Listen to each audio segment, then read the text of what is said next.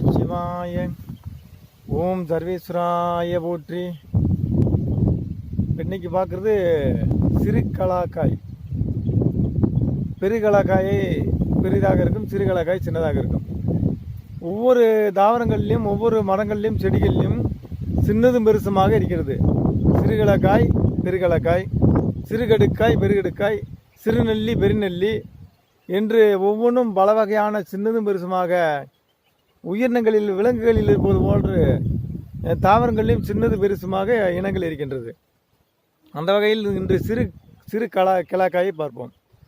இந்த சிறு கிளாக்காய் சுண்டைக்காய் அளவு, சுண்டைக்காயை விட சிறிதாகவே இருக்கும். அது பழமானம் அதே அளவு இருக்கும். பழம் மிகவும் இனிப்பு சுவை உடையது. பெருகலாக்காய் பழமாக இருந்தாலும் புளிப்பு அதிகமாக இருக்கும். இப்போ இந்த சிறுகலாக்காயை பற்றி பார்ப்போம்.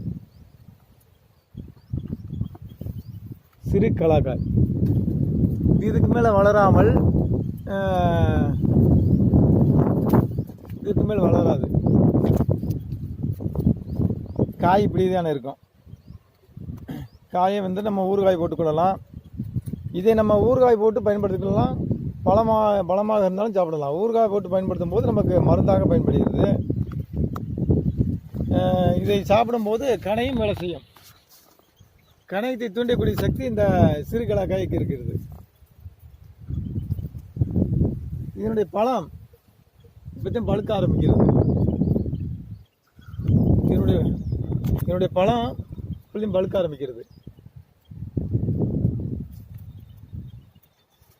இந்த பழம் இப்போதே ஒரு பழம் பழுத்திருக்கிறது. இது சின்னதிலே இது பழமாகிறோம். இந்த பழம் நல்ல சுவையாக இருக்கும். சிறு கலாக்காய் பழம், சிறு கலாக்காய் காய். இது கணையத்தை தூண்டக்கூடிய ஆற்றல் இந்த சிறு கலாக்காய்க்கு இருக்கு. ஒவ்வொரு மூலிகைக்கும் ஒவ்வொரு இனத்திற்கும் ஒவ்வொரு தன்மைகளும் மருத்துவ குணங்கள் இருக்கிறது. இது இந்தந்த பருவங்களில், இந்த ஆவணி புரட்டாசி மாத காலங்களில் இந்த சிறுகலாக்காய் காய்க்கும். இதை சாப்பிடலாம்.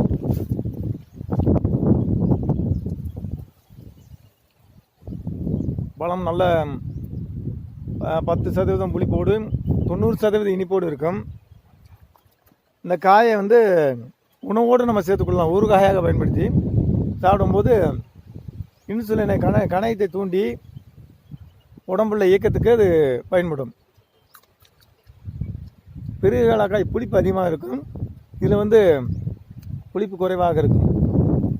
இது அந்தந்த பருவங்கள் காய்க்கக்கூடிய ஒரு வனப்பகுதியான பழங்கள். அந்தந்த பருவங்கள் காக்கக்கூடிய பழங்கள் நம்ம சேகரித்து நம்ம உடம்பிற்கு உணவாக பயன்படுத்திக் கொள்ளலாம்.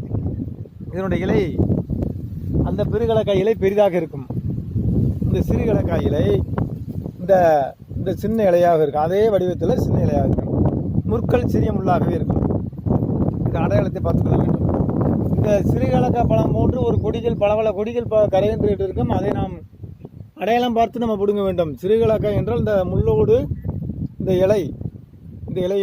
இலை இருக்க வேண்டும். காட்டு பழங்கள், இது பூரா காட்டு பழங்கள். நமக்கு ஈசன் கொடுக்கக்கூடிய இயற்கை உணவுகள், இயற்கை இலவச உணவுகள். கணையத்தை தூண்டக்கூடிய ஆற்றல் இதுக்கு இருக்கிறது. சக்கரை நோயாளிகள் இதனுடைய ஊறுகாயை பயன்படுத்தலாம். உமிழ்நீரை தூண்டக்கூடியது. உமிழ்நீர் தூண்டினாலே கணையம் வேலை செய்யும். உமிழ்நீர் தூண்டினாலே கணையம் வேலை செய்யும். இந்த சிறுகலாக்காய் உமிழ்நீரை தூண்டக்கூடியது. அதனால் இதை நம் உணவோடு ஊறுகாயாகவும் வேறு பொருளாகவும் நாம் பயன்படுத்திக் கொள்ளலாம். ஓம் காளி, ஓம் நமச்சிவாய.